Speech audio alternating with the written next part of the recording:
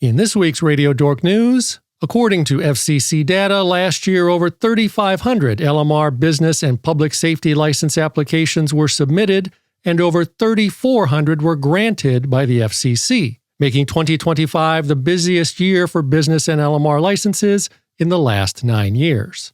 Linux has removed the very popular AX.25 subsystem and related amateur radio protocol and drivers. The low-level kernel subsystem, which has not been updated in over 6 years, was removed due to lack of maintainers and a large increase in bug reports. By removing AX.25 from the kernel, Linux software developers will now have to implement their own user-level AX.25 stacks or make use of existing Python libraries. The National Advertising Division of the Better Business Bureau has decreed that Rapid Radios may continue to make advertising claims that its My Emergency Radio is legal to own with no FCC license required. The National Advertising Division of the Better Business Bureau has determined that the claim of no license required to own was accurate under FCC regulations because, according to FCC regulations, no license is needed to operate the device during an actual emergency. As part of the resolution, Rapid Radios agreed to comply with an advertising and voluntary compliance agreement with the Michigan State Attorney General's office that requires clear disclosures about relevant FCC usage requirements, and the company has also permanently discontinued several other challenged advertising claims related to its products. And finally, what is likely the biggest news in the GMRS world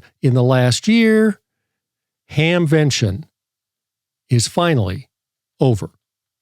And that's all the Radio Dork news that's fit to print. Join me again next week or sooner when I may or may not do this again.